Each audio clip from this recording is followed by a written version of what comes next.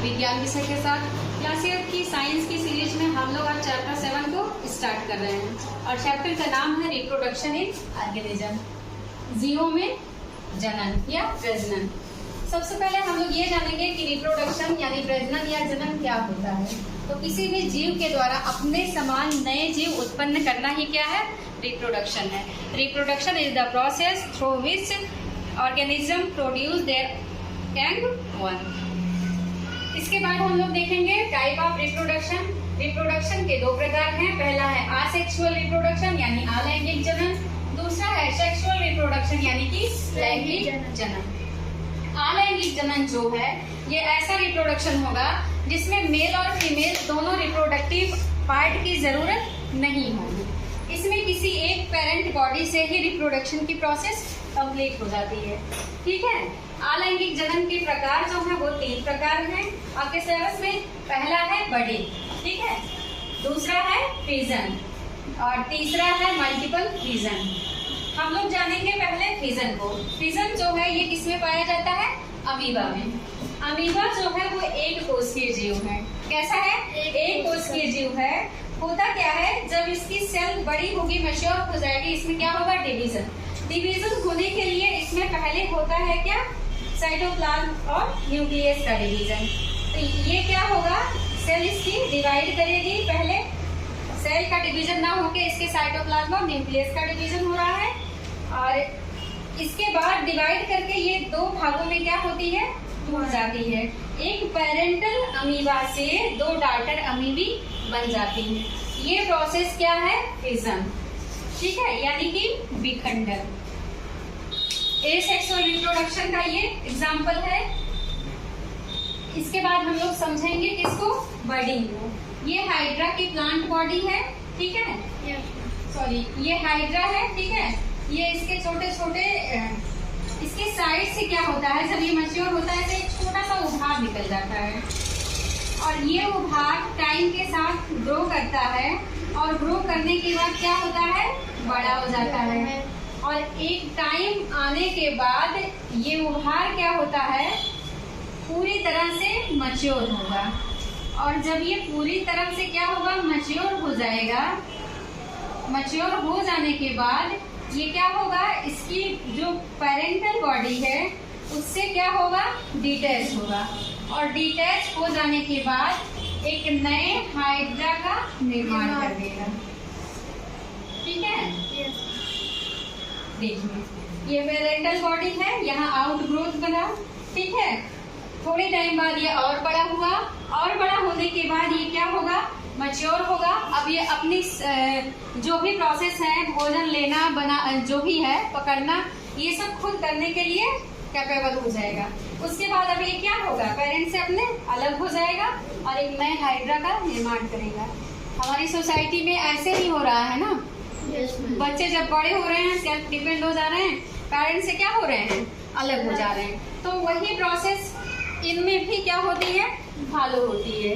ये था क्या, बर्डिंग। एक बर्ड की हेल्प से क्या हो रहा है, रिप्रोडक्शन। यहाँ कहीं मेल फीमेल 2 बॉडी की नीड हुई नहीं, मेल और फीमेल अलग अलग कहीं मैंने आपको बताया नहीं ना, इसीलिए ये क्या है, असेक्सुअल है। अगला होता है प्लाज्मोडियम।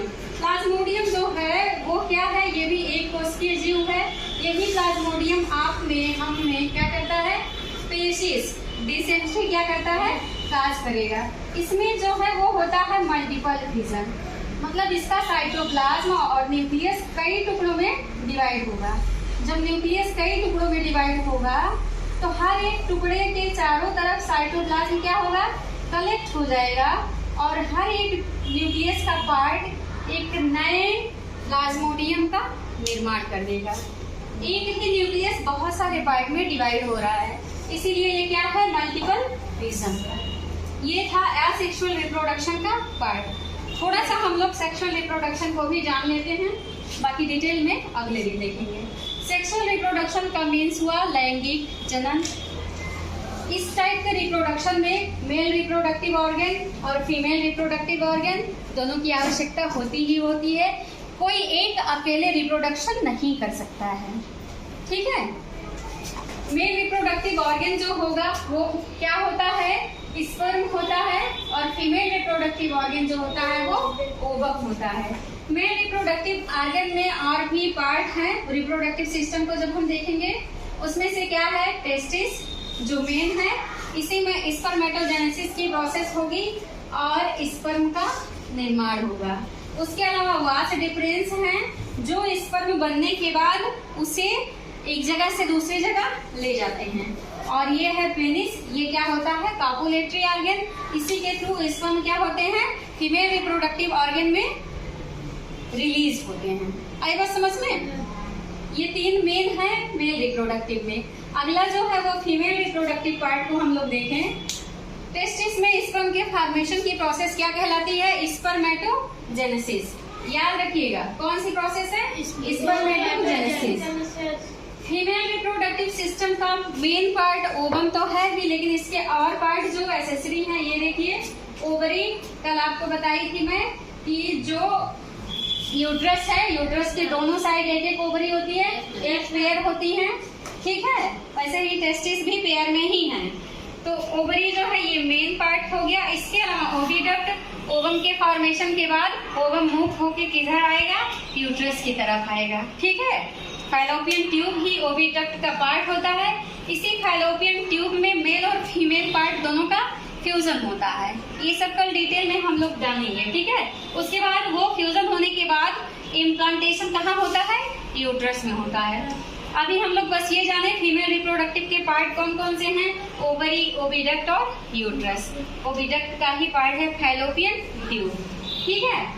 कल हम लोग डिटेल में पढ़ेंगे ह्यूमन रिप्रोडक्टिव सिस्टम के parts.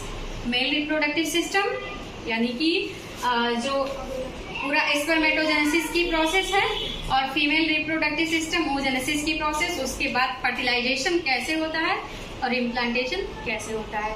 Any problem to anyone? इसी तरह से सिर्फ मनुष्य ही नहीं सेक्सुअल रिप्रोडक्शन करता है। हमारे चारों तरफ पाए जाने वाले जीव जंतु जैसे कि गाय, बिल्ली, बकरी, ठीक है, इन सब में भी क्या होता है, सेक्सुअल रिप्रोडक्शन पाया जाता है। के द्वारा ही, सेक्सुअल रिप्रोडक्शन के द्वारा ही रिप्रोडक्शन होता है। हमारे चारों तरफ पाए जाने वाले बहुत सारे पौधे भी ऐसे ही हैं, ठीक है। तो कल हम लोग डिटेल में इसका जानेंगे। आज के लिए बस इतना ही।